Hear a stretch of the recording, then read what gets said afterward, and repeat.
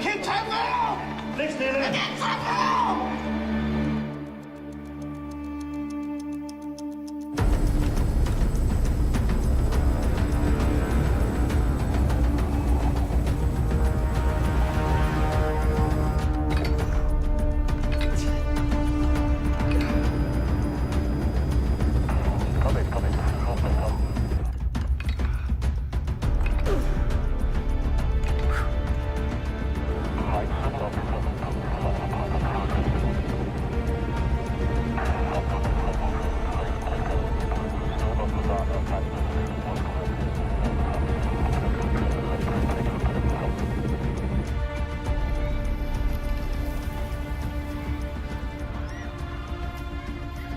I alt 15 personer er tilbageholdt efter gårsdagens demonstrationer. Urolighederne kommer i kølvandet på anholdelsen af 19-årige Talib Ben-Hassi, der onsdag nat blev indlagt på sygehusets intensivafdeling.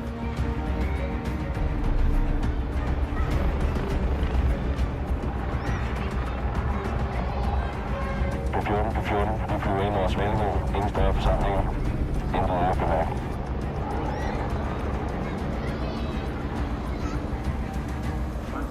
Men vicepolitiinspektør Birgit Warbeck Jensen mener, at situationen er ved at normalisere sig. Jamen, vi er massivt til stede i områderne. Det er altså vores helt klare vurdering, at vi har de unge under kontrol. Talib Ben-Hassi blev anholdt efter en dramatisk biljagt med politiet i en stjålen bil og senere overført til regionssygehuset, hvor hans tilstand nu beskrives som kritisk.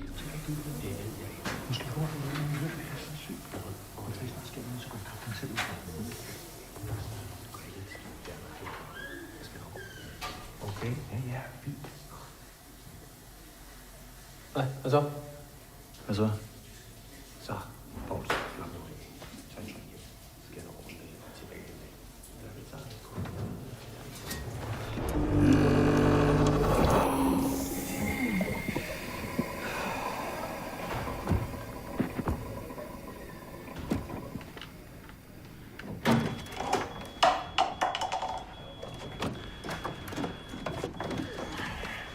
Hey. Nu er I stykker igen? Ja, siger afbrudt vandtilførsel. Nej, det er noget billigt lort. Ja. Nå, du er på højkant? Ja, det var vist bare en virus. Marianne har også læst syg derhjemme, så... Du har ikke skrevet dig på kørehold? Nej, jeg vil skrive på min sager. Men jeg vil gerne have alle folk på jul. Ja, og ja, for et, så vil jeg godt have, at du kører med Mark Andersen. Ja. Jeg har brug for, at der er nogen, der sådan lige kan holde ham lidt i kortsnor. Bare lige til alt det her, det overstår. Politiklagemyndigheden, de har kimet mig ned, mens du var syg. De skal jo tale med alle, som var på vagt den aften. Nå, jamen, jeg ringer til dem. Det er godt. Og så skal du vide, at min dør, den er altid åben. Hvis du har brug for at tale om noget. Tak. Lov med dig. Nå, vi ses om lidt. Yep.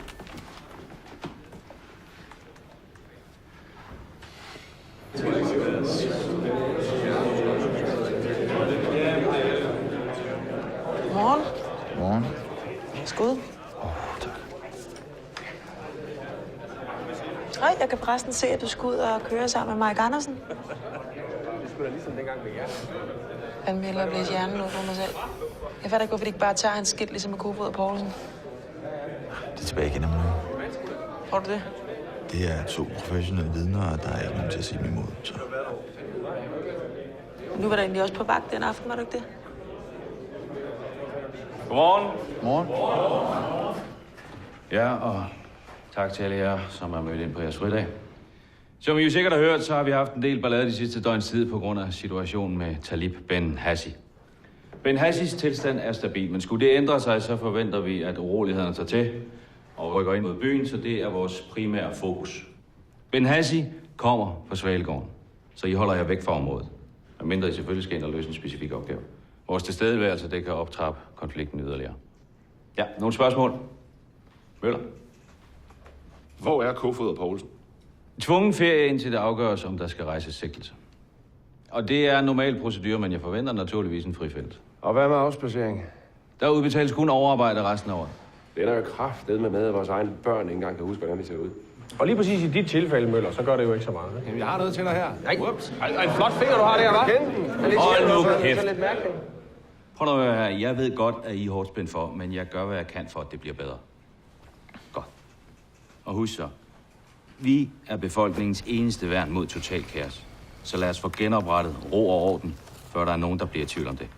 Det er jer, der sætter dagsordenen. God vagt. Og pas godt på hinanden derude.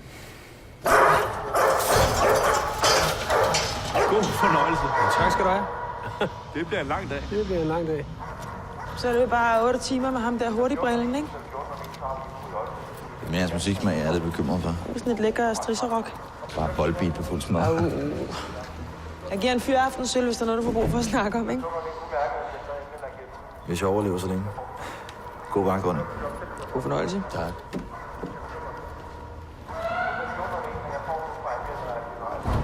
Der var han jo. Klar til at køre? Yep. Det er godt.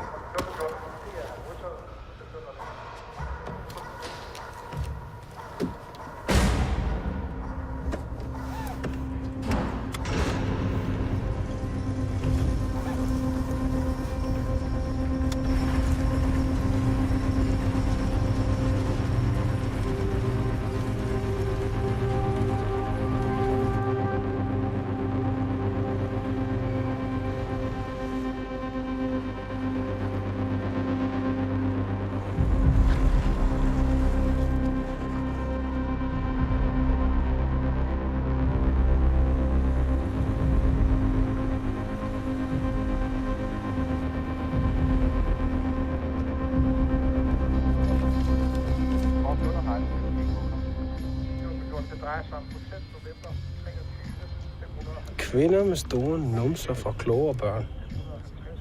Aha. Det er nok meget godt, at jeg fik børn med min eks. Har du børn? Ikke nu. Er du gift? Ja. Men ingen ring på fingeren. Ikke i arbejdstiden. Nej. Nu skal Larsens ring, der sidder fast i det hegn under en eftersættelse. Ja. Så huden blev skrællet af som en banan. Det var ikke så godt. Nej, det var sgu ikke så godt. Ja. Er derfor, du ikke har den på? Eller knæver du udenom? Hvad? Det tager som et ja.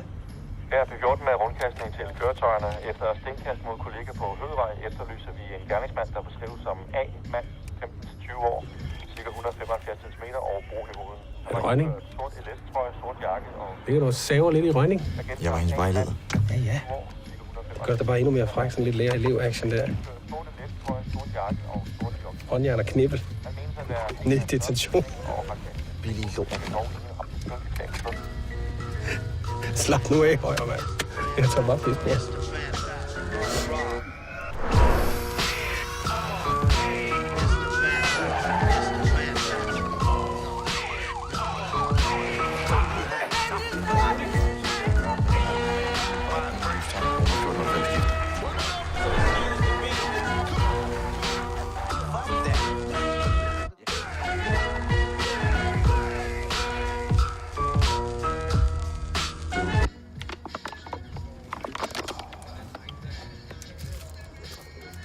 Du kan ikke lave lort ordentligt.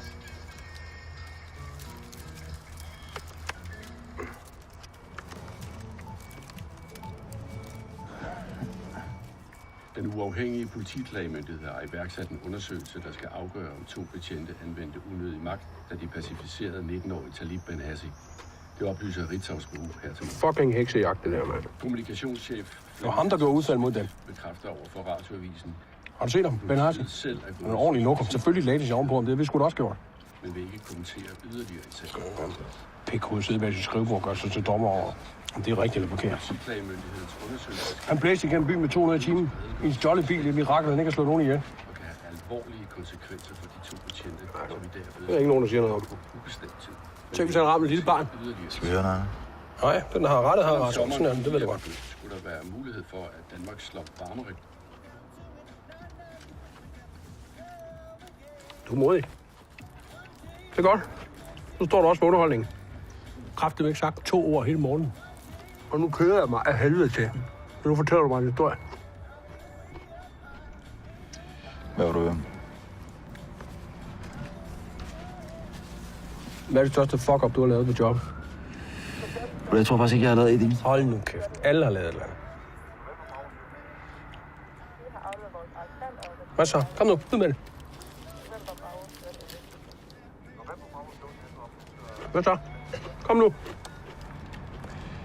Jeg var engang i praktik ude på Vestegnen. Sådan. Og på et tidspunkt så blev jeg bedt om at gå ned i kælderen og hente en kasse fyldt med CS-granater. Ja. Så jeg går derned, jeg finder kassen.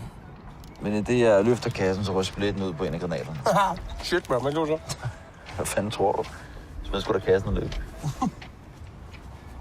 Når lige akkurat der smækker døren i, så hører jeg det største brag, du kan forestille dig. Og så et til. Og et til. Nej, I sprang de alle sammen? Ja. Fuck, man.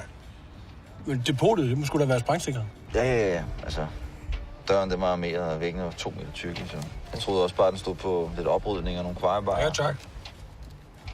Men så hører jeg brandalarmen gå i gang ovenpå. Folk, de begynder at vælte rundt, og gassen sidder ud gennem en udluftningskanal og spredt sig i hele bygningen. Kæft, hvor er det dumt, mand. Men det var ikke det værste. Er der mere?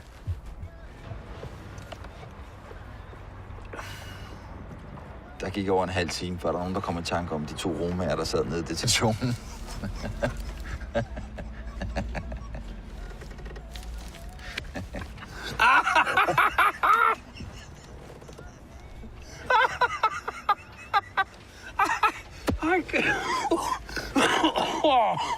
Så sad de dernede og hostede lukkerne op og brækkede over det hele, eller hvad?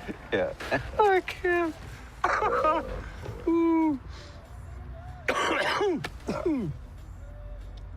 Fuck dem, mand. Fucking cigøjner. Ikke? Så kan de fucking lære det.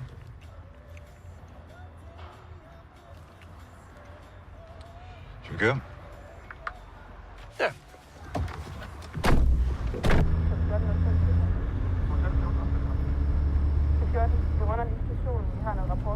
Fucking cigøjner, mand. Jeg troede lige, de kunne få en gratis overnatning på Hotel Vester med 2 varme måltider, porno og fjerner. Du ved godt, det er derfor, de skal have lavet al deres kriminalitet inden kl. 19, ikke? Ellers så når de sgu ikke at få aftensmad. En cigøjner, der sjæler en kylottesteg i Brugsen, koster statskassen 50.000 kroner. Men skal du have en ny holder til din notesblok, så skal du sende en skriftlig ansøgning i 3 eksemplarer til regnskabschefen HR, drift og logistik. Det er 14 forespørgsel i EK, Roman 1490 skiftet. Roman 1405 til EK, kom. Det er 14 til EK på Bravo, Mike, 79 757. Jeg gentager BM, 79 757, Roman 1490 skiftet. Hvad så? Banken for Mercedes, det er sikkert ikke noget. Det er bare en mere fornemmelse. Roman 1405, Bravo, Mike, 79 757, en ukendt Mercedes C-klasse tilhørende Hamza Al-Farsi, kom. Det er 14 modtaget, Roman 1490 skiftet. Det er også mands bil. Hamza er bare en del af hans gruppe. Så du det? Ja. De har spottet, så hold øje med, at de ikke smider noget ud af vinduet.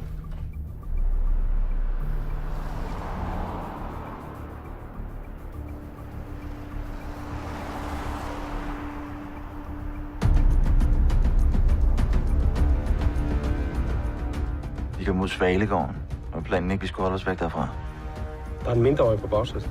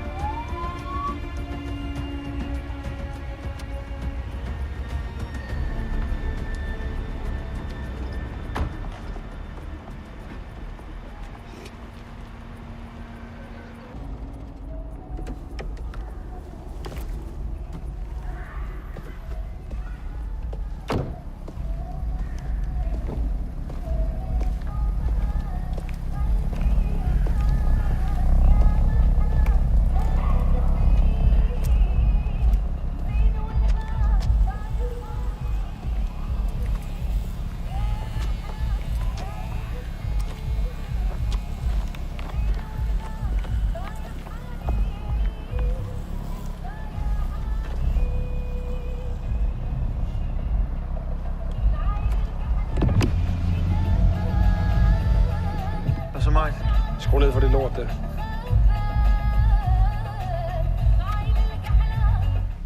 Hop lige ud af bilen begge to.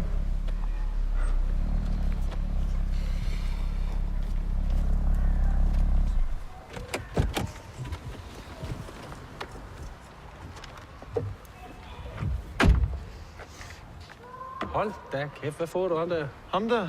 Kartofler. En masse kartofler. Bare kartofler? Ja. Hvad blev der af din lille gangsterpraktikant? Hvor skulle han hen? Det eneste gangster her er dig, chef. Hvad lavede han i din bil? Det er min fætter.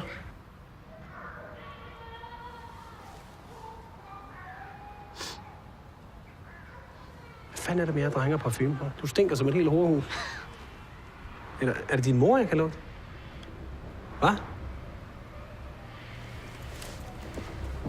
Nu siger jeg det for sidste gang. Du holder dig væk fra de smukke. Er du med? هذا لعبة بحق ولا خنزير. Så bliver det der. Bliv der.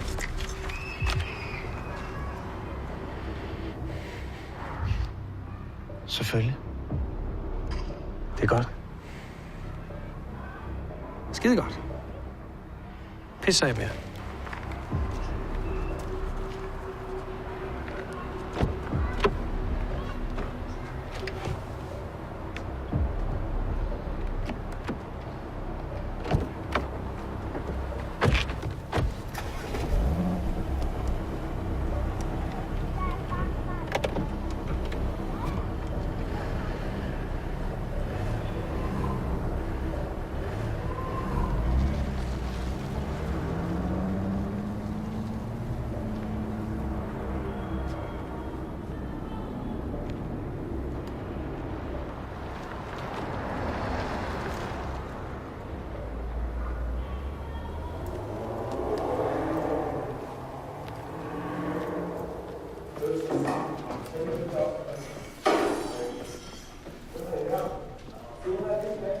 Romeo 1405, Romeo 1405.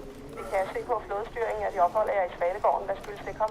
P14 vil følge op på mistænkeligt køretøj, Romeo 1405 skifter. Romeo 1405, det er modtaget. Til at blive færdig og komme ud. Slut. Hvornår er det, du skal ind og give forklaring? Jeg har prøvet det et par gange. Du siger bare til, hvis der er noget, du har brug for at vende, ikke? Jo, tak. Det var så lidt. Helt ærligt, Sam. Kom nu. Jeg kan godt finde ud af det. Isa, vi har talt om det før. Kom nu, Sam. Isa, du er ikke gammel nok. Jeg vil gerne være storbror, Sam. Kom nu. Jeg ved godt, du gerne vil være storbror. Vi har talt om det før. Du er ikke gammel nok. Okay, vil du gerne hjælpe mig? Ja. Okay, start med at rydde op. Så taler vi om det senere. Okay? Pas på. Du har hænderne fulde. Ja. Han vil gerne være storbror. Er det ikke noget, han skal snakke med sine forældre om? Nej, det er ikke sådan en storbror.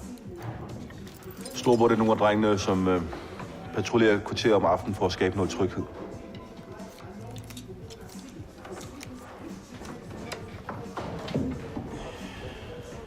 Jeg havde ikke regnet med, at I ville komme. Har du ringet?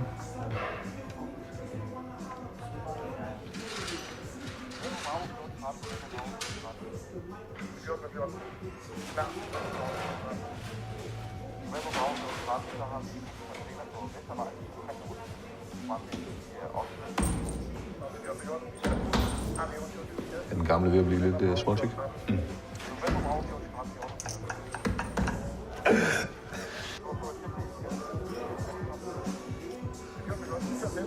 Hvad fanden har skrevet det pis der?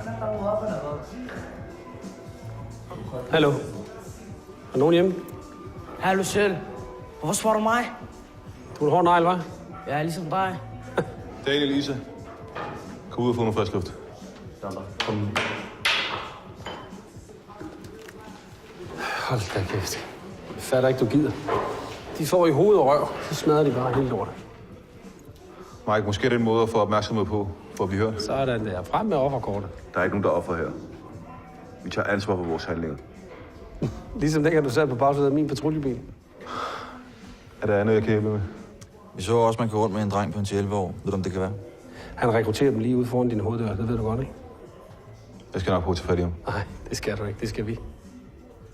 Så må I være noget oftere. Ja, vi har heller gerne at se til, hvad? Sammy! Ja? Skynd dig udenfor.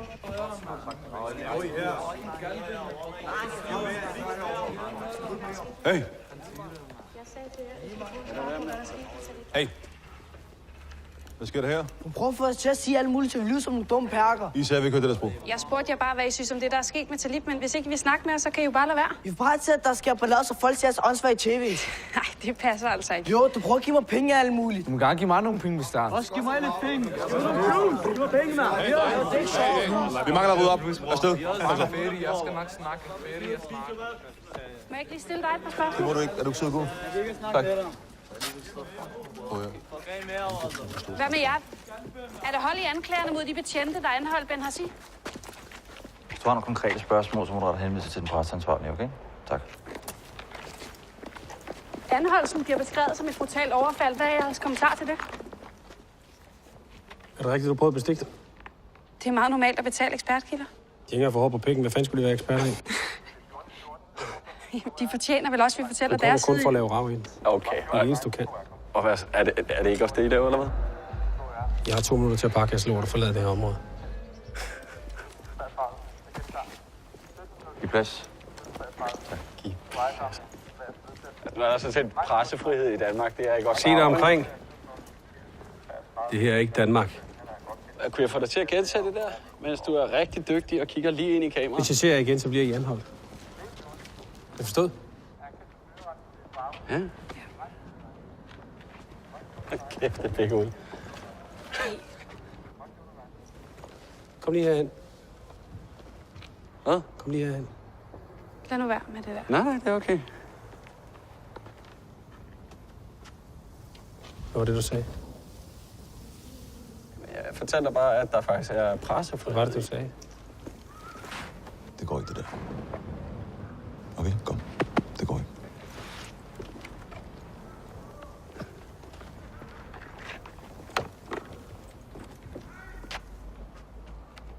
Hvad nu? Hvad? Hvad nu? Ikke noget.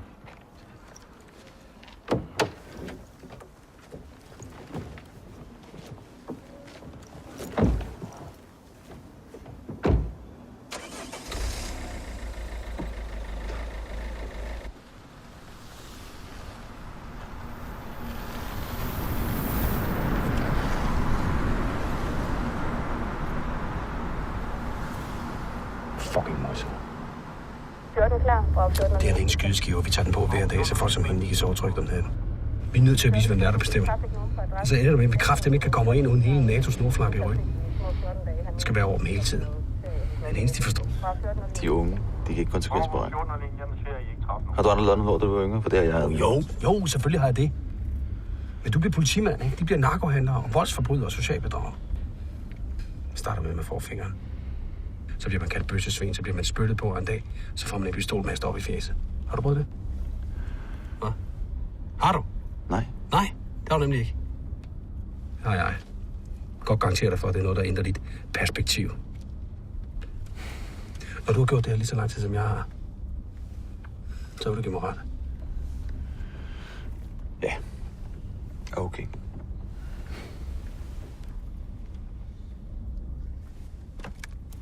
Ja. Okay.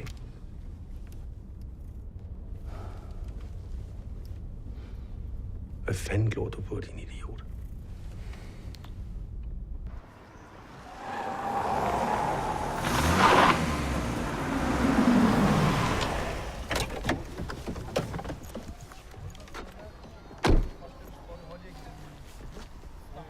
Har du noget idé? Nej. Navn, fødselsdato. Amosel Chami. 070602. Og de sidste 4. Den behøver jeg ikke at give dig. Hvorfor ikke? Har du noget at skjule? Nej. Har du? Hvor er dit nummer? Koncentrer os lige om dig først. Man skal stadig kunne se dit nummer. Du kan få mit.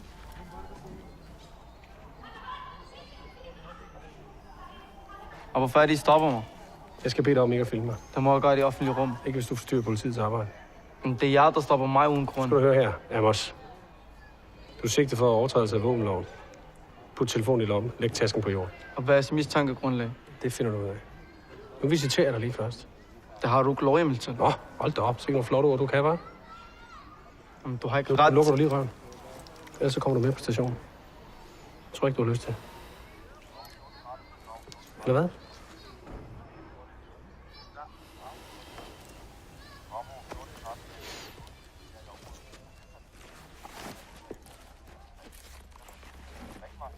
Det er en ulovlig visitation. Har du noget af de lommer der, som jeg kan stikke mig på? Tag jakkesko, Strømmer. Andersen? Holder du lige plus på dem der? Se nu at komme i gang, ikke?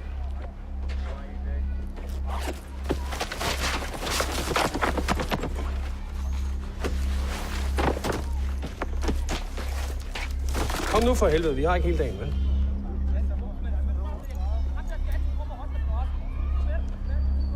Vi er ved at være der. Nej. Ikke helt. Jeg skal lige tjekke underdrengene også. Af med bukserne. Af med bukserne.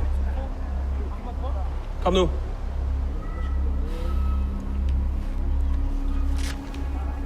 Af.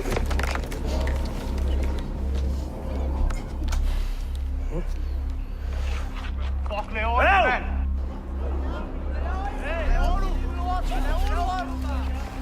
Nej. Sgu ikke meget at se, hva'? Står du og øjenboller med? Det er en lille snotvalg. Hvad? Har du lyst til at slå mig?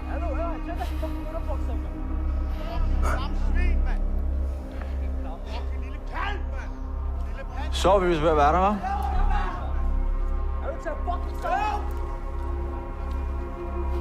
Ja. Nu er vi.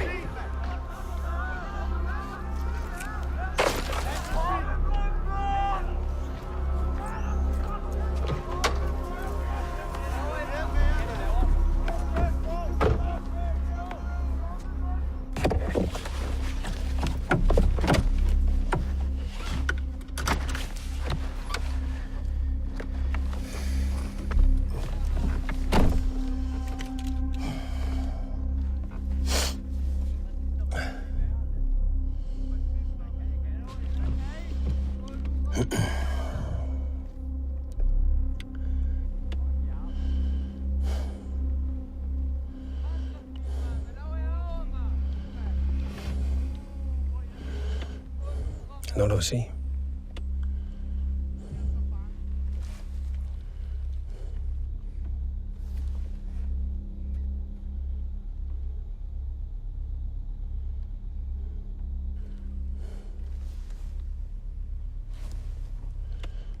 Fint.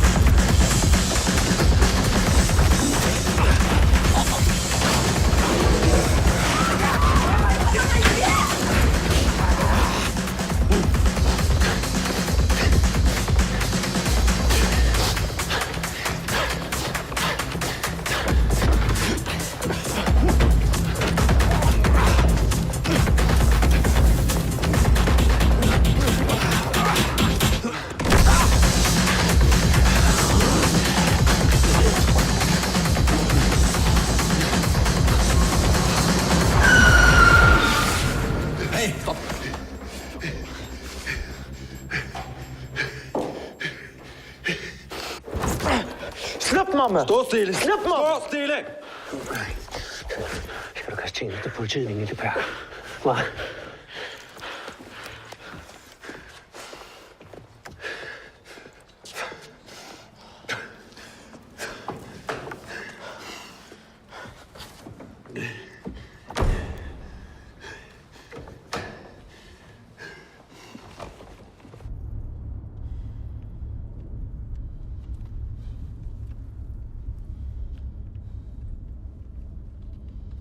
Hvor er dine venner?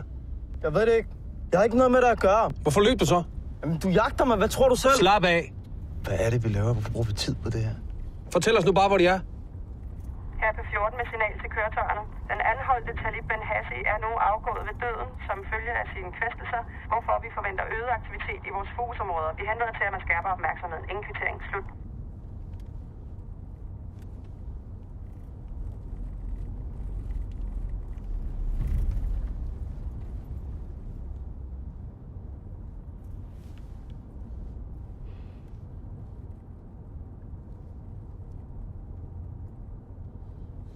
Sådan går det, når man ikke...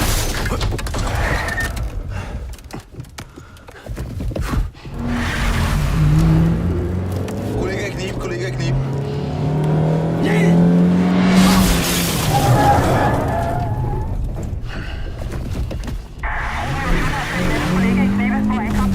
B14, vi er stadig i Svalegården på sten. Jeg kan ikke se, hvor mange det er. Gå ned med Romeo 1405 oplyser, at de har fået sten i Svalegården. B14, vi kører selv for alene nu.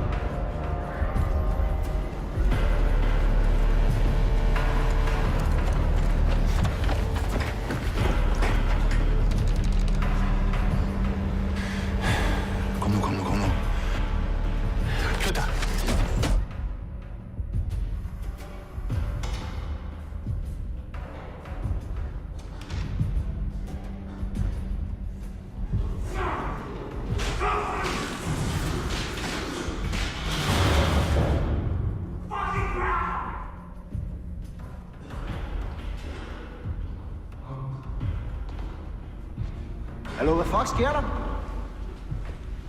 Det er politiet. Gå ind igen. Gå ind igen!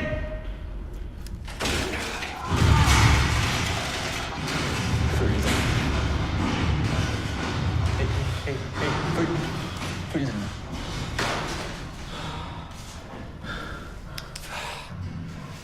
Har du ondt nogle steder? Nej. 1414 alarmsignal over 1413 skifter. Bravo 1413 med alarmsignal, kom. 1414, vi er blevet mødt med kasseskøs nede på Sikadevej. Cirka 10 unge mennesker, der er ikke så mange. Vi undkører fra stedet og er pt. ud af kampen. 1413 skifter. Bravo 1413 modtaget. I kører til station Syd og skifter køretøj slut.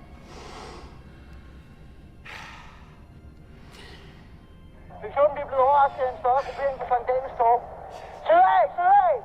Fremad! Få løs!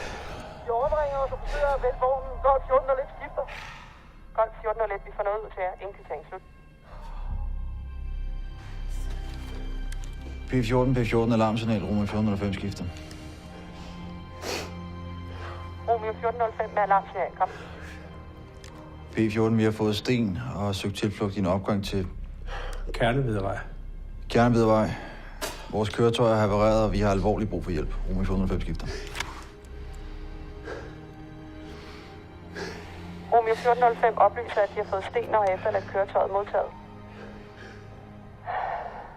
Romeo 1405. Jeg har pt. intet at sende til dig. Hvis I oplyser et opsamlingspunkt uden for Svalegården, finder jeg en Charlie-patrulje hurtigst muligt. Kom. De vil ikke gøre hende. De vil fucking ikke gøre hende.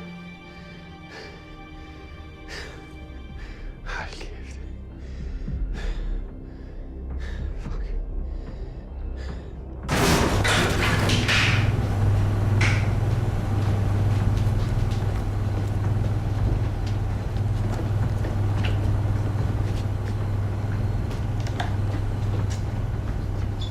Du bliver bare der.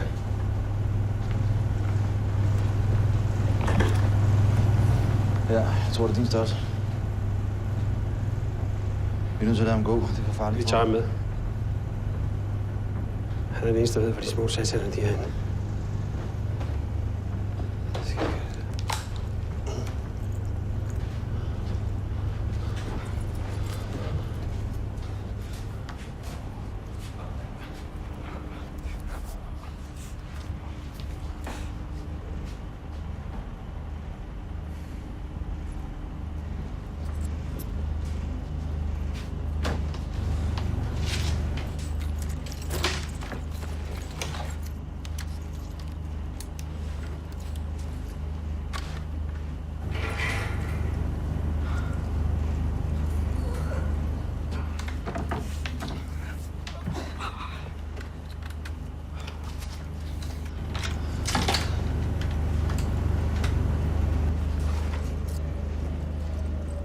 Hvordan kommer vi ud herfra? Hvorfor skulle jeg sige til dig? Hold nu kæft og hør efter. Det virker som om, du kender din rettighed temmelig godt. Det bliver man nødt til, når man hele tiden bliver stoppet. Så ved du også godt, du kan få erstatning for en uberettiget anholdelse.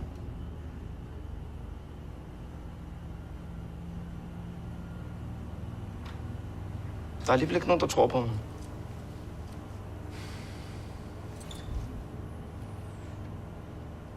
Du kan indkalde mig som vidne.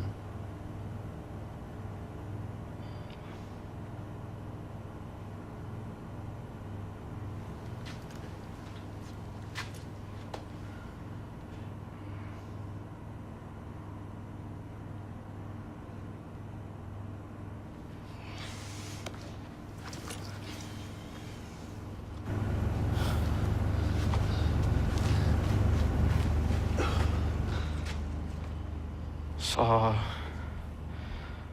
Hvor meget får jeg erstatning?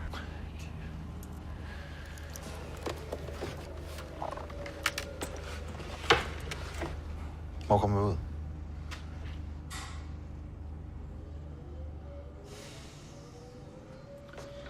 Der. Og hvor er vi? Der.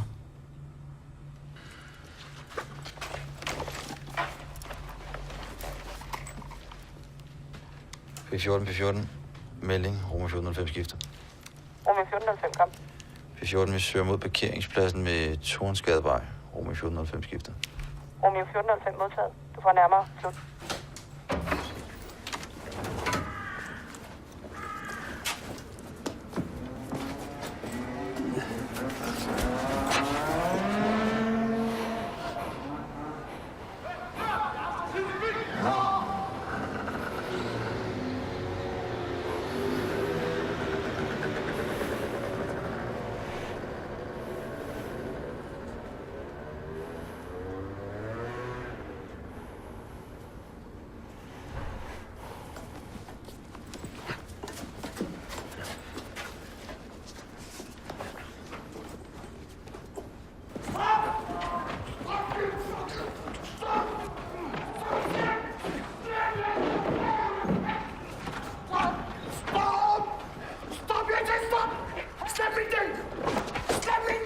Hey! Stop! Hey! Læg det lort der! Læg det! Stop! Gå ind i den fucking kiosk! Ind med den! Ind i den fucking kiosk! Læg det lort væk! Bliv ind, mand! Læg det lort væk! Sidst læg det lort væk! Læg! Læg det!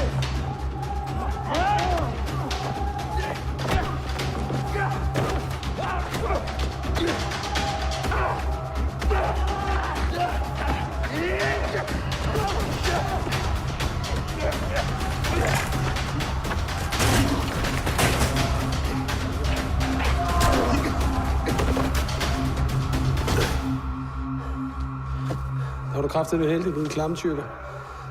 For jeg havde plukket af den der fede mave der, ikke?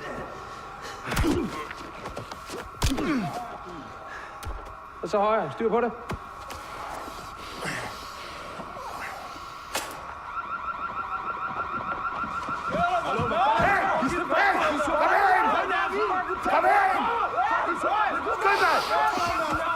Kom herind! Kom her!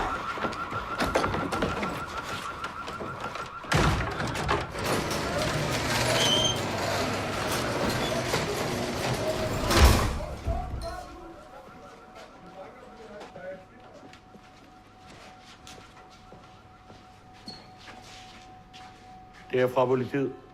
Matraf. Kraft, det er på tide, mand. I skal til at komme hjem, det er ikke sikkert, at der er her. Jeg skal bare smide på dit. Nej, det skal du ikke. Det er politiets arbejde. Nej, vi skulle have skide i at langt. Hey, gider du blandt under? Politiet, ja. Ej, mand. Pas dit arbejde. Det er fandme ikke dig, der bor her, vel? De skide perkerne til at sige, kraft er alt og alt, du. Jeg har kendt Samir og Nadia over 20 år. Nu skal de lukke deres butik. Det er fordi, der er ikke nogen, der tør handle der. Hvad? Det kan kraftedeme ikke være rigtigt. Det skal være sådan en fucking tid. Hey! Gider du holde din kæft? Det kommer her hver dag. Det stjæler. Det tror mine kunder. Og når jeg ringer til politiet, der sker ikke noget. Hvorfor gør I det her? Hvorfor har I ingen respekt? Hvad griner du af? شو اللي بيضحك؟ vad får du ud af det? شو بتستفيد؟ أبوك لو خلف جرح. خلص كل خرا. ما تحكي عن أبوي. Kom her. Kør for dig, hva'? Du får bare venner alle vejen.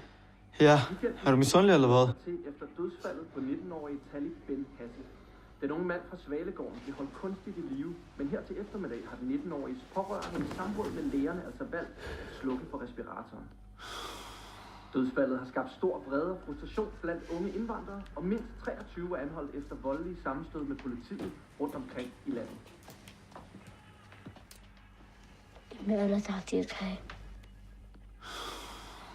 Også på de sociale medier vækker dagens dramatiske begivenheder harme. Mit hjerte bløder for Talib Ben Hassi og hans familie, skriver politisk ordfører Frederik Dam her, der kalder Ben Hassi ud for meningsløs og en skamplet, der aldrig kan vaskes rent. شو عملت؟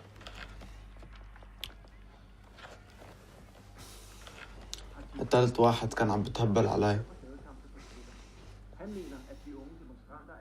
بمزح معك. هدول بالشغل زهقانين عم بتمنيكوا علي.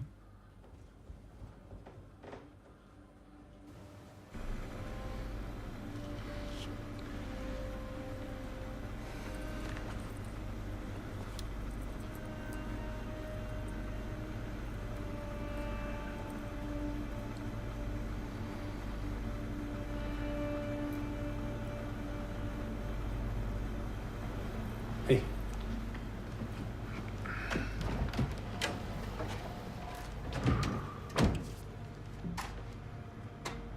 Er du okay? Ja.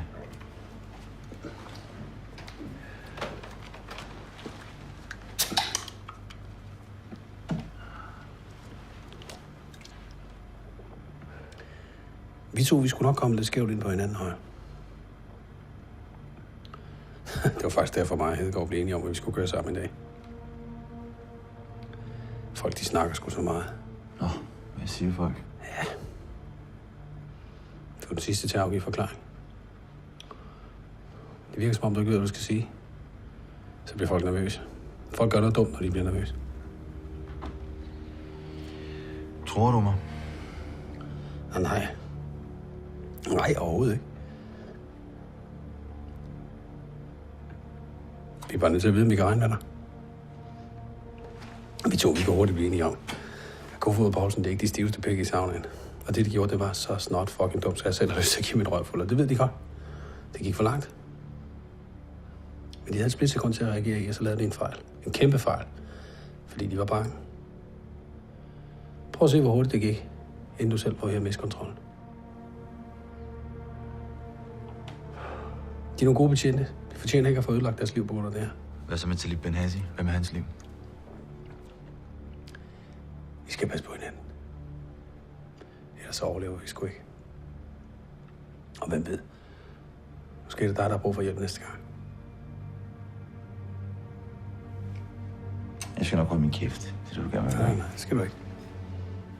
Du skal fortælle mig, hvad der skete. Du var der ikke. Du skrev rapport, eller du tømte opvaskemaskinen i frokoststolen, eller du rev den af ud på toilettet. Jeg er pisselig glad. Du så ingenting.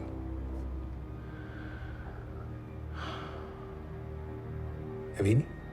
أعطيني التليفون. مين بعت هذا الزفت؟ احكي لي.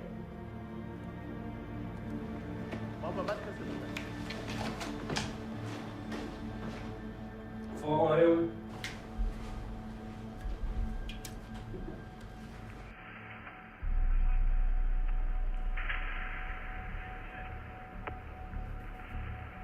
Hvem har sendt den?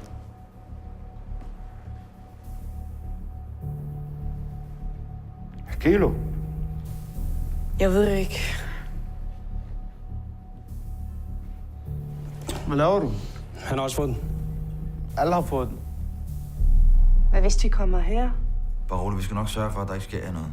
Det er bedre, hvis I går, ikke? Det er det, hun prøver på at sige.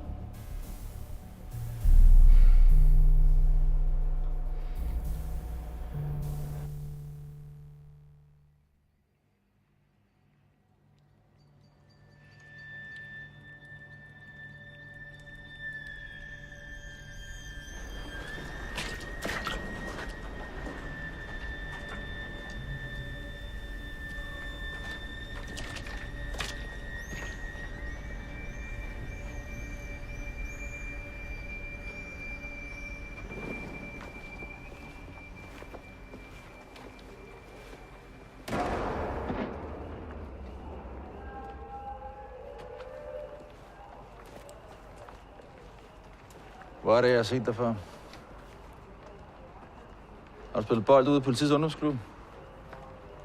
Jo, min ven, han var træner der en overgang. Du var holdets stjernespiller. Mener du det? Ham der?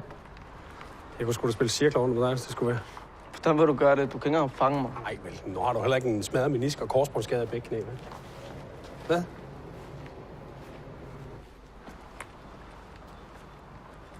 Så holder du sikkert med Arsenal, ikke? Alle brune drenge, de elsker Arsenal. Ja, alle jer panser, I elsker Real Madrid. Hvem er jeres bedste spiller? Det er Özil. Hvad? Han får 3 millioner kroner om ugen for at klø sig selv i røven. Han er i hvert fald bedre end Benzema. Det skal du sige. Og du siger det kun, fordi vi stjal ham lige for næsen af jer. Ikke? Benzema, han har vundet alt. Arsenal-spillere, sådan nogle kællinger. De vil ikke gøre det beskidte arbejde, derfor så vinder de aldrig en skid. Og Real Madrid, de bruger milliarder og millioner på alle de der fucking luderspillere hele tiden. Ja, ja, men det er alle de hardcore superluder, ikke? Først Ronaldo, og nu har vi Hazard. Hvorfor spiller du så ikke mere? Din kammerat. Det var ham, der smed mig ud. Hvorfor? Hvad har du gjort? Ikke noget. Ikke noget? Det er klart, du er jo uskyldigheden selv. Der var en, der hed Rasmus. Han blev ved med at provokere mig. Så jeg sagde bare til ham, at vi kunne mødes efter træning, hvis han havde et problem. Det skulle da også for dumt at rende rundt og slå på hinanden. Men han kom heller ikke. Men han ville ikke ligne en svans, så han sagde, at jeg troede ham med en kniv. Havde du det? Hvorfor starter du ikke bare igen et andet sted? Fuck det der. Det spilder tid. Romeo 1405. Jeg har Charlie 1402 på vej mod Tornskadevej. De er fremme om 5 minutter. Kom.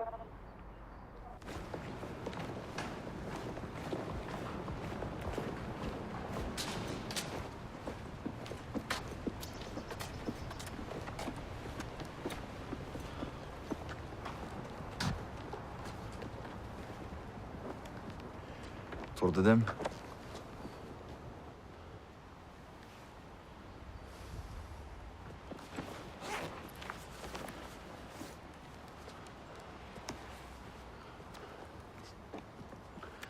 P14, melding, Romeo 1405, skift. Romeo 1405, kom. P14, vi er fremme ved kontaktpunktet. Kan vi få Charlie 1402 til at blinke med lygterne? Romeo 1405, skift. Romeo 1405 fremme ved kontaktpunktet modtaget. Charlie 1402, blinker du lige med lygterne en gang, kom. P14 selvfølgelig. Charlie 1402 skifter. Møller, dit gamle røvhul. Det er første gang, jeg er glad for at høre din stemme. Romeo 1405. Ja, nogen skal jo redde din røv. Charlie 1402. Fuck shotgun, mand! Du er også på den fjern! Jeg får en halv!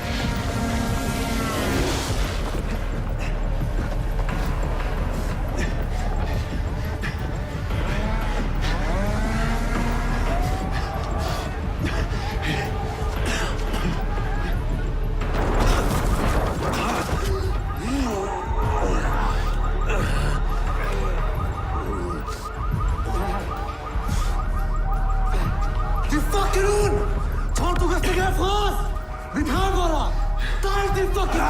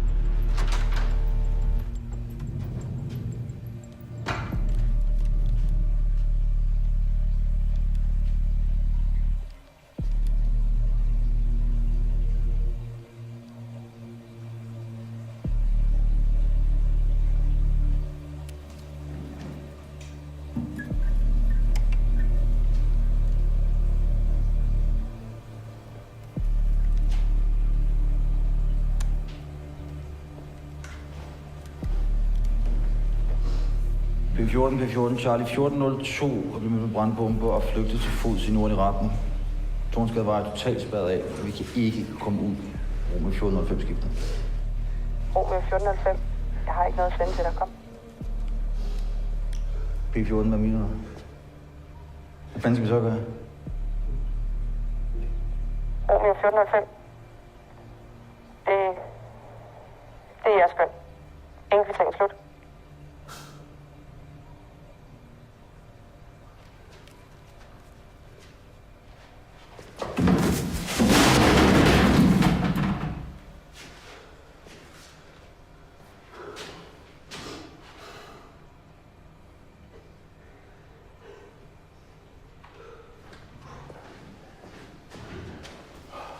Er du okay?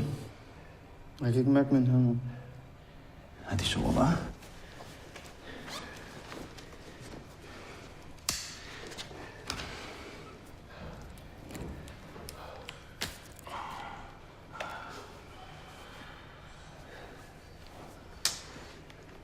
Hvor bor du? Solriksvej 37 på 14. Er langt væk?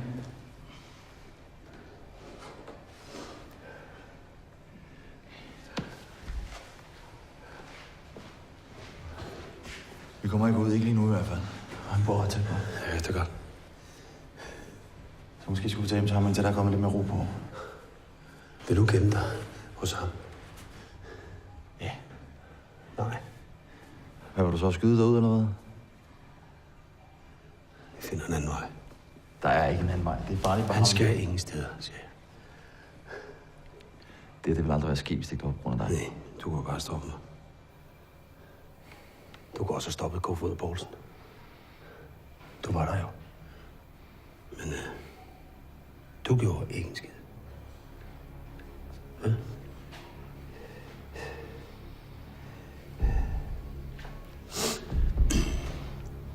Ejster, kom. Ejster, kom. Vi skal afsted. Flytter du dig? Drop det piste. Du er en fucking sno i græsset højre. Det er fint. Flytter du dig nu? Nu vil du hellere holde hånden over de chakaler, end at beskytte dine egne kolleger. Det går du eddermame, tror jeg vel. Og så snart vi kommer ud herfra, så fortæller jeg alle, hvad der sker med Basse. Du gør ikke en skid, din lille vatbæk. Ellers vil du opleve, hvor alene du er. Fuck dig. Og fuck dine venner.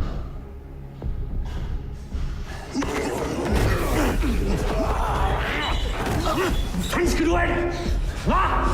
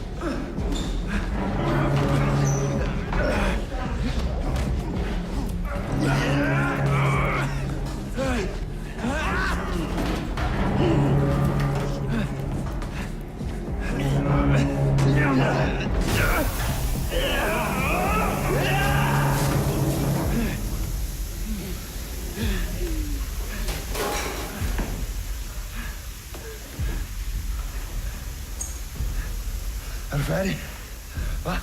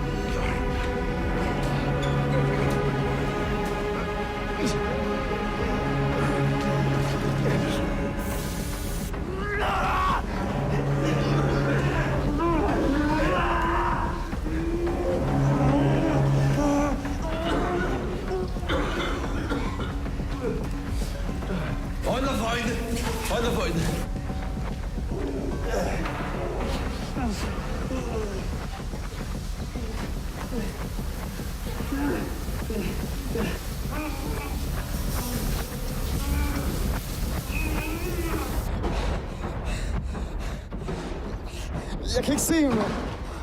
Du skal ikke ned i det. Det går over lige om lidt. Bare træk vejret. Lad det gøre ondt, mand. Ja, træk vejret. Er det her, du bor? Nej, ja. Er der en bagomgang? Nej.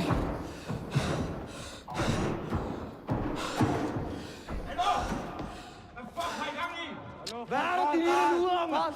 Fucking knipper dig, de lille luder! Forstå dig, hold dig ind og andet, mand! Fucking klub! Hvor er der været, mand? Fuck dig, mand! Hvad er der? Fuck dig!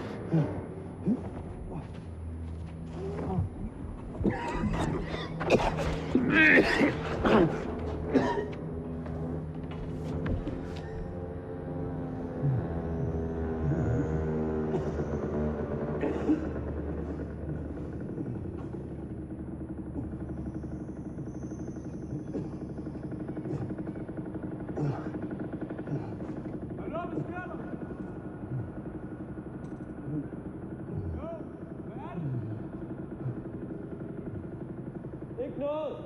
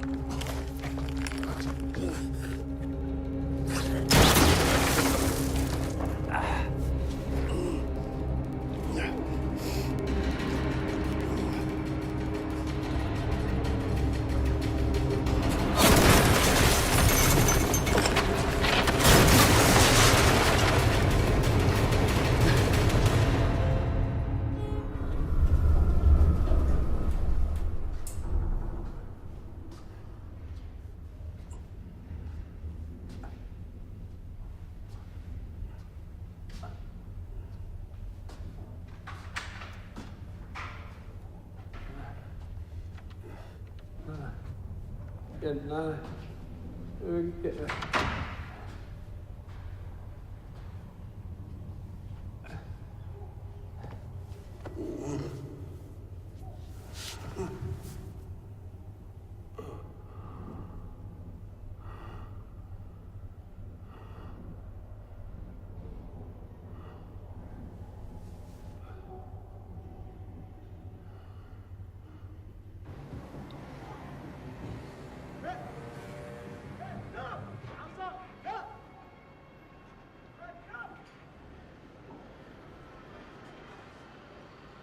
der et andet sted, vi kan tage hen? Nej. Okay. Vi finder på noget andet. Hvad med ham, din kollega? Tror du, han er okay? Det vigtigste er, at vi får dig i sikkerhed.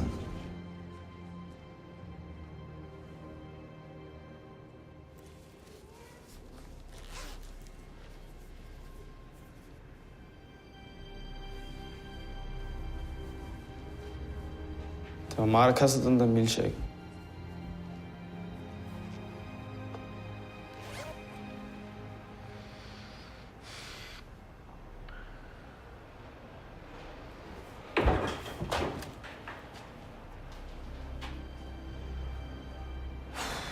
Det ved jeg godt.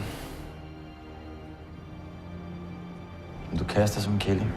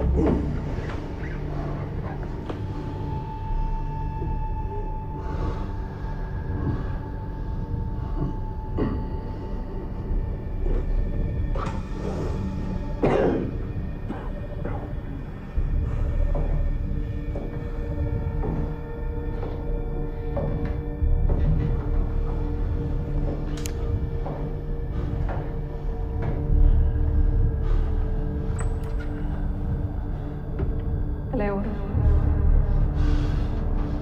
Du mister temmelig meget blod. Du skal sætte dig ned.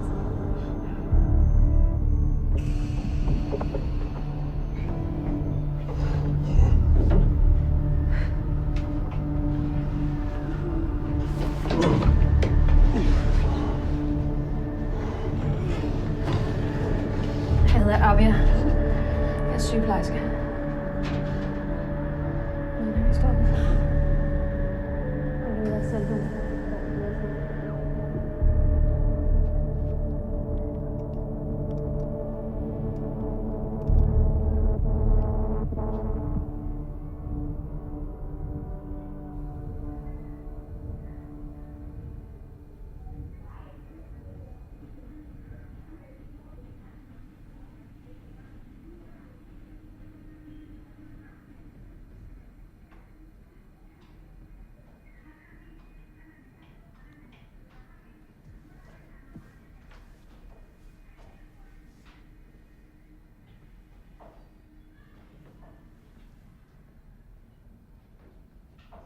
Hej.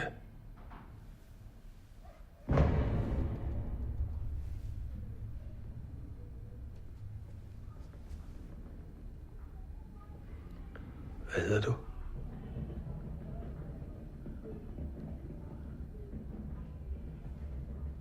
Er det en hemmelighed? Okay. Hvor gammel er du? 20? Okay. 37?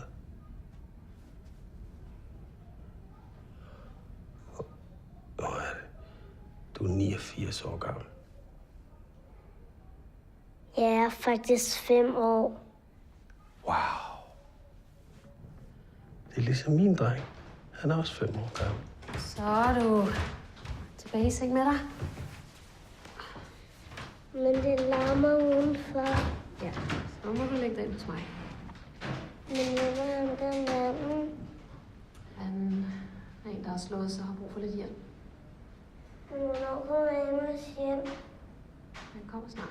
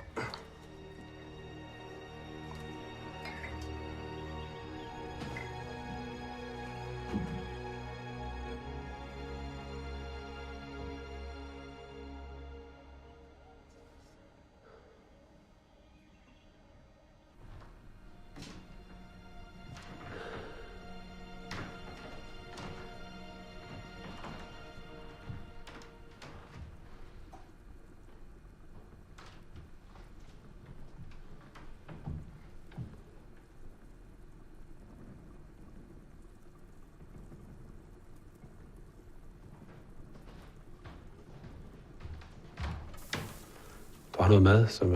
Shit.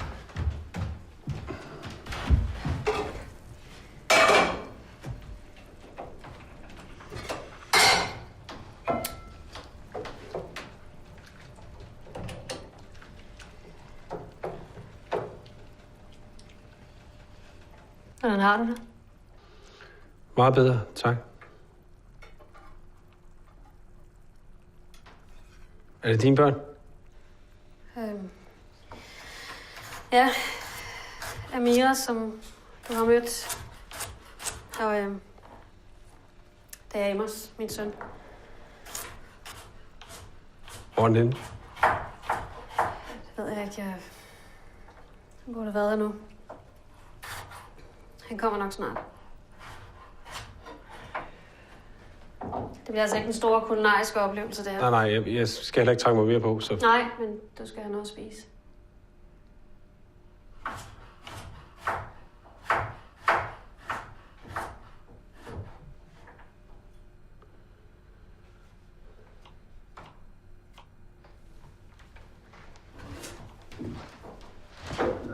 Billede, der tegner sig. Som I kan se her, så er det altså både biler og containere, der står i brand, og der bliver kastet sten og skudt med fyrværkeri mod politiet. Dagen igennem har flere hundrede lagt blomster og tændt lys på pladsen, hvor Talib Ben-Hassi blev anholdt. Talib Ben-Hassis mor, Rose Ben-Hassi, talte med os tidligere i dag. Her appellerede hun til både politi og demonstranter om at standse de voldsomme optøjer. Vi skal ikke slås på grund af Talib. Talib var ikke voldelig. Han var en sød og glad dreng. Han var en god bror og søn. Og nu får jeg ikke set ham igen. Vi skal ikke slås i hans navn. Og jeg vil ikke have, at flere forældre mister deres børn. Mere end 60 er altså blevet anholdt, og flere end 30 demonstranter og betjente meldes såret under det, der bliver beskrevet som de værste gadekampe i Danmark.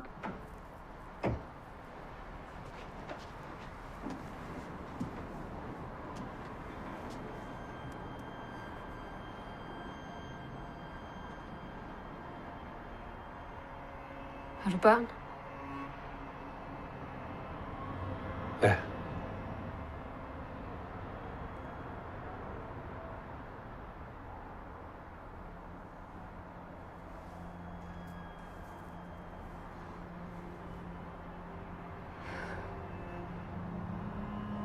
Min mor sagde altid, at være forældre er ligesom hvis ens hjerte hopper ud af kroppen og går ubeskyttet rundt ud i verden.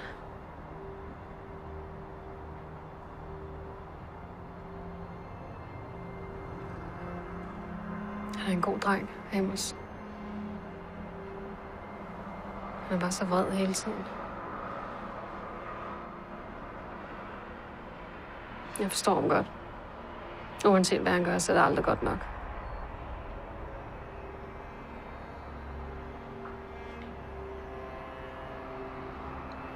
Hvis man altid bliver behandlet som noget, man ikke er, så ender man sgu med at tro på det. Men det ved du sikkert godt.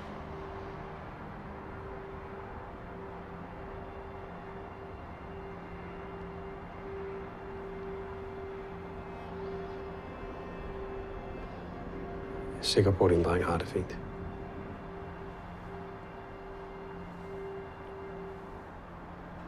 Ja.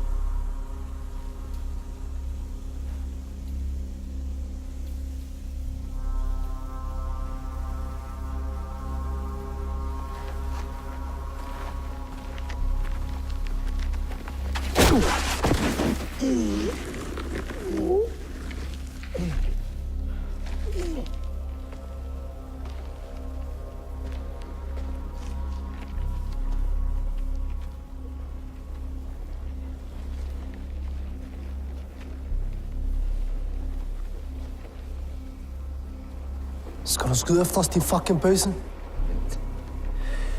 Vil du godt dø, eller hvad? Vil du godt dø?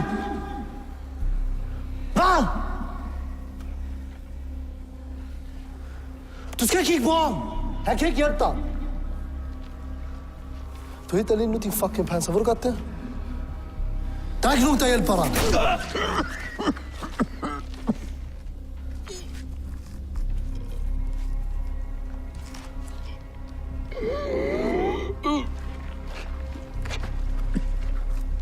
Amos, chance göp.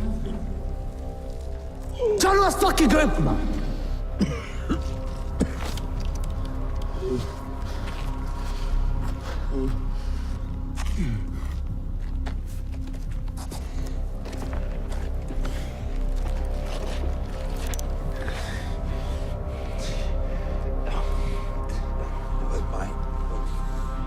خلاص man. Hvad fuck er det, du laver?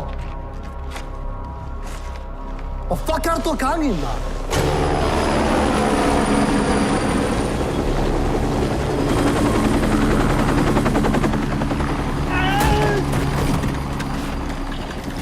Vi tager med jer. Vi tager med jer, siger jeg!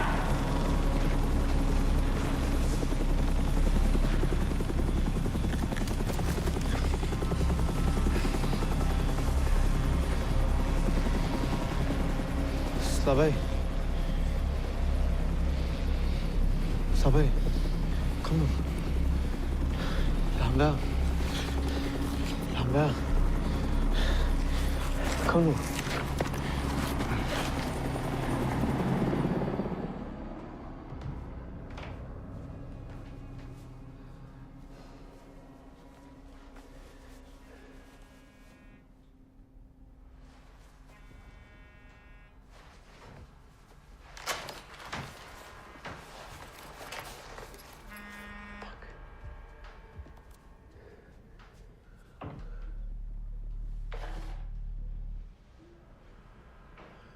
Hvorfor har du Amos' telefon?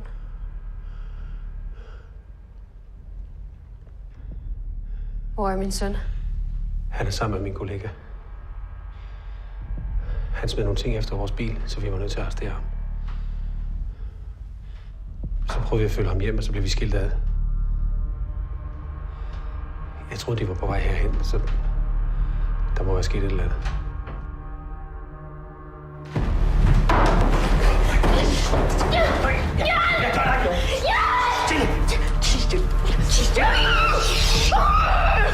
Jeg gør dig ikke noget. Jeg gør dig ikke noget. Jeg gør dig ikke noget. Jeg gør dig ikke noget. Vel, kig på mig. Kig på mig. Kig på mig. Jeg skal nok finde Amos. Det lover jeg. Jeg skal nok få ham hjem igen.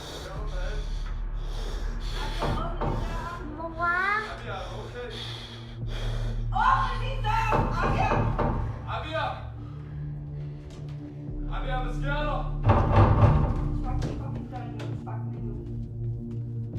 Stop bag døren, så flyt dig.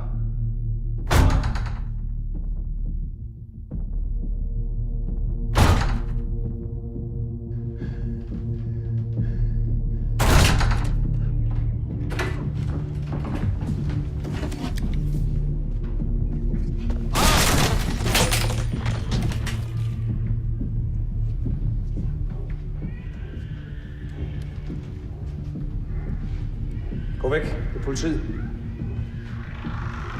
Gå væk.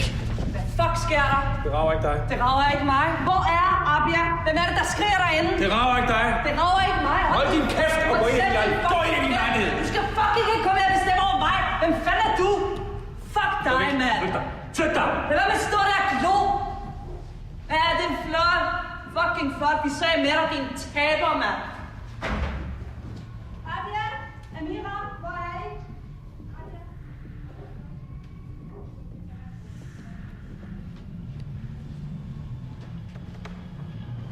Hvad så, Mike?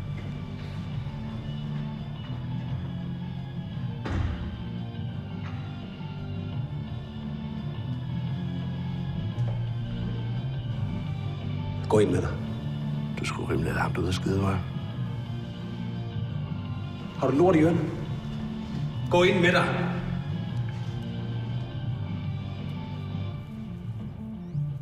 Nu! Det er sgu da ikke en rigtig gøb, det der, mand.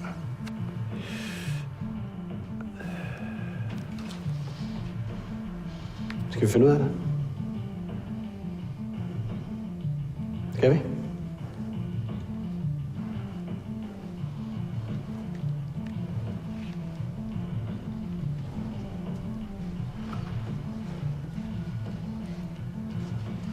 Luk døren. Luk døren!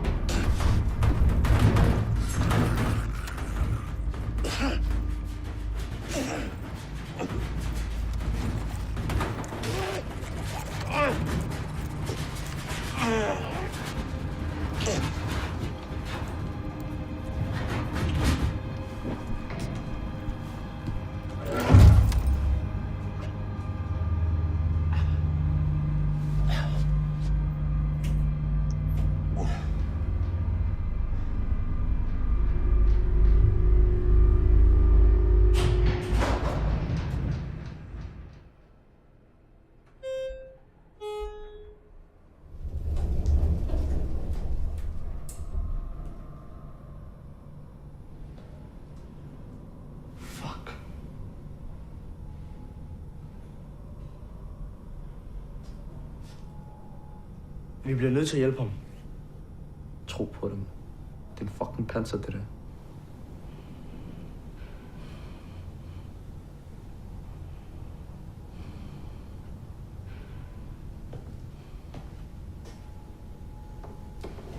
Så tjek den her gøb ud, mand. Jo, det er ikke legetøj. Nej, slap nu af, mand. Jeg har styr på det.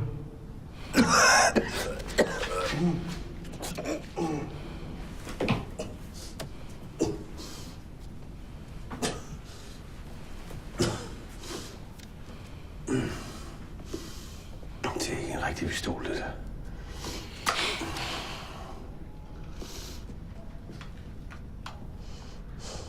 Fik I ikke besked på at blive hjemme? Hvem skulle ellers røre dig? Hvordan fandt I mig? Det er ikke så svært. Der bliver holdt øje med dig. Min kollega har været i Vejle. Nej. Men vi kan hjælpe dig med at finde ham. Hvorfor skulle I hjælpe mig? Hvis der sker en panser noget herinde, så bliver alting bare meget værre. Smut nu hjem med. Jeg kan skaffe en bil.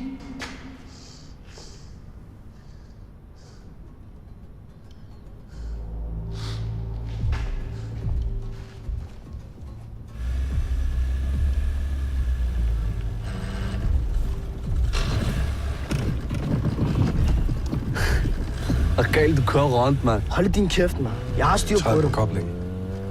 Sæt til venstre for bremsen. Og slip den, mens du langsomt gasser op.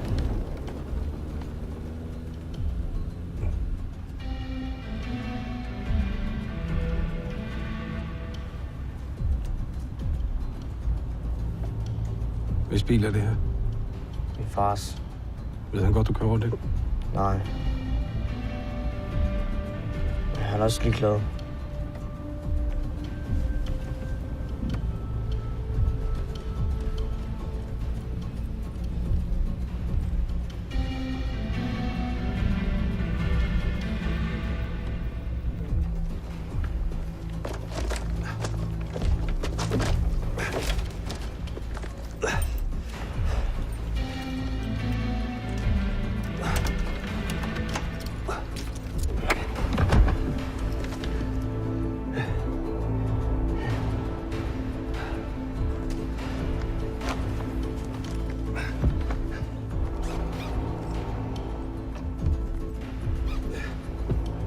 Okay, men de har jibbet fuldstændig, jo. Hold din kæft, mand.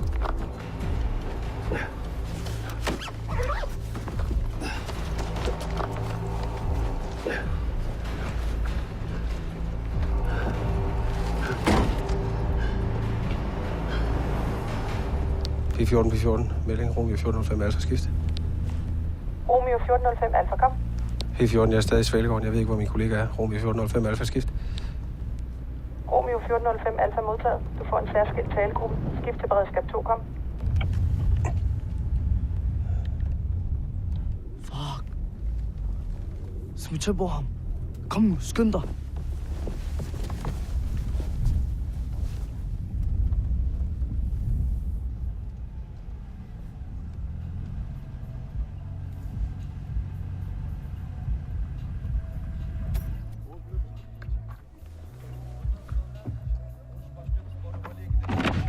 Hvad så dig? Ude at køre søndagstur i jeres fars bil. Har I set de der 2 panser? Nej. Hvad er din ven? Han har heller ikke set nogen. Kan han ikke svare selv? Hæ? Og blive ude. Ud med dig. Mig? Ja, dig. Hvem ellers? Ud med dig. Kom så, kom så. Ud med dig. Pille af med dig.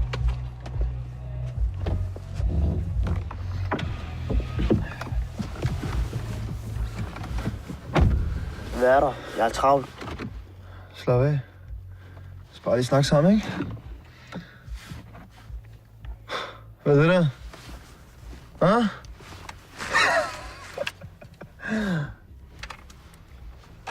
Bare sige, at du skal have en rigtig en, ikke? Så skal du ikke sige det til Sami. Jeg vil bare gerne have, at du er en god lille perker, ligesom ham. Men det er ikke så, man får respekt. Man skal også have respekt for sig selv. Har jeg ikke det, eller hvad? Hå?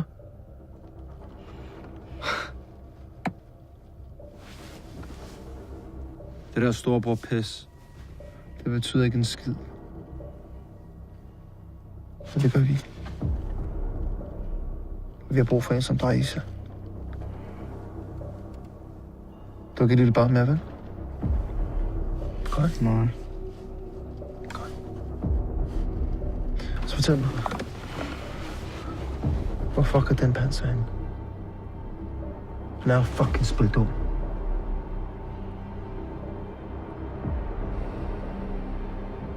Hvad fuck er det, du kigger på? Hva?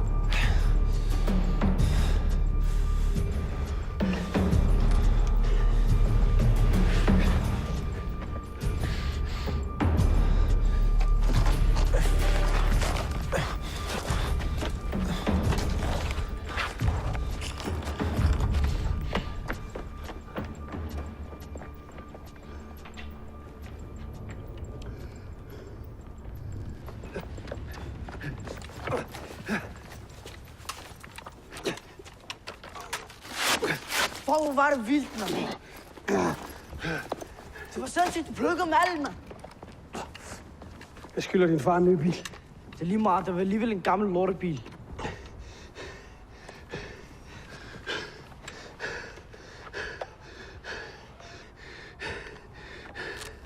Her. Hen til dig.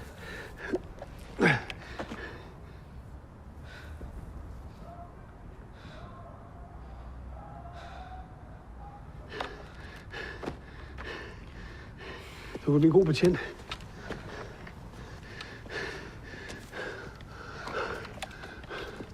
Højre forbindelse magtskift. Højre forbindelse magtskift. Prøv lige at se.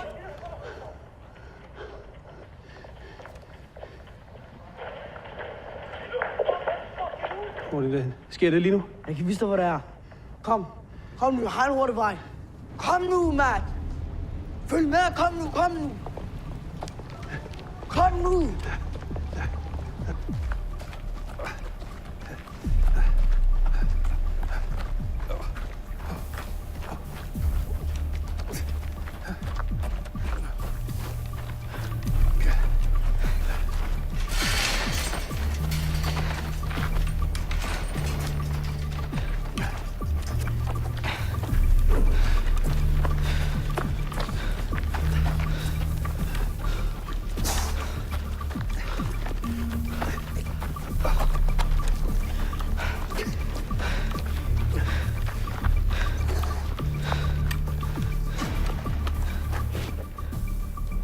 Jeg er derhen. Kom nu. Nej, vent nu, lille. Kom nu.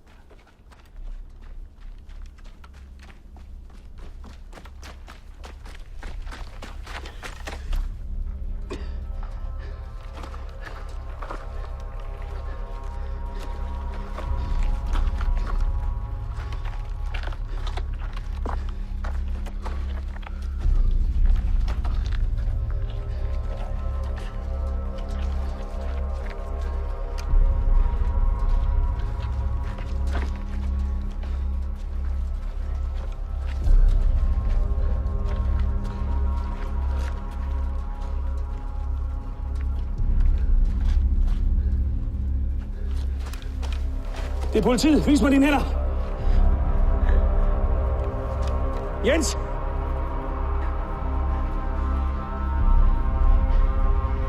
Jens!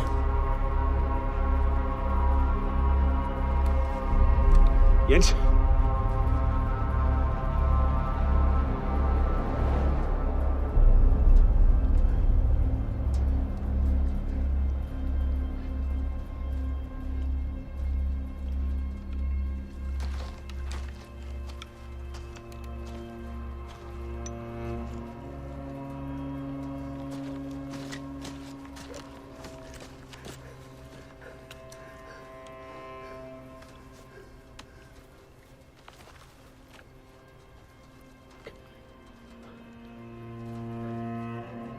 Hvad skete der? Jeg ved det ikke. Hvad mener du med, at du ikke ved det? Han var der bare lige pludselig. Jeg troede, det var en af dem.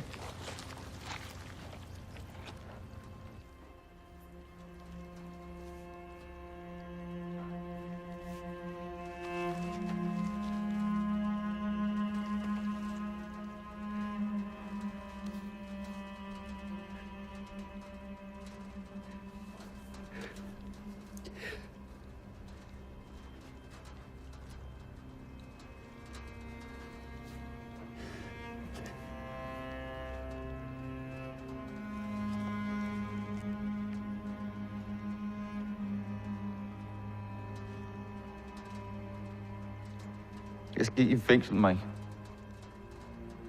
Det kan jeg ikke.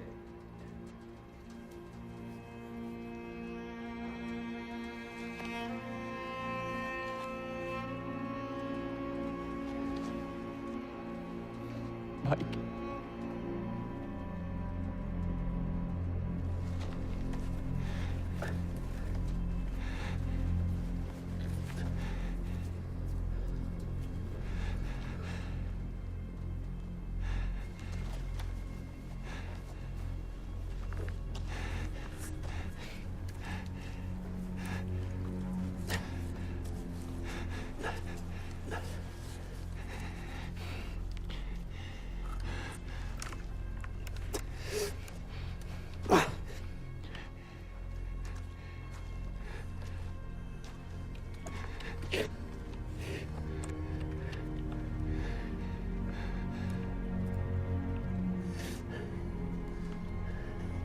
Han var bevæbnet og gjorde ansigt til at skyde. Det var handlet i nødværv. Sig det. Hey! Sig det. Han var bevæbnet, og jeg handlede i nødværv. Ja. Det her, det er aldrig sket. Tak.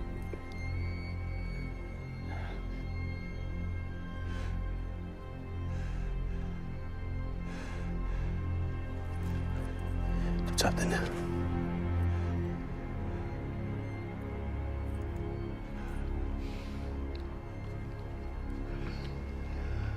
Hvor er Amos? Så han det.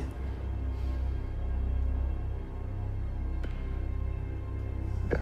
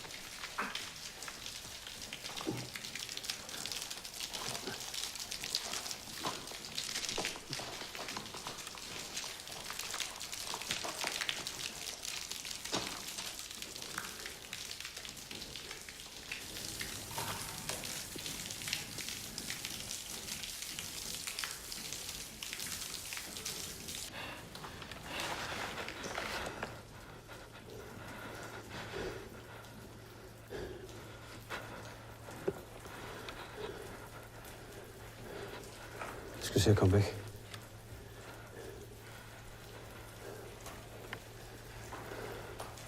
Kom nu. Din mor, hun er afsted med dig. Vil du ende ligesom ham deroppe? Vil du det? Vil du dø, eller hvad? Vil du dø? Skrid nu med dig, for helvede! Skrid nu med dig! Afsted! Afsted!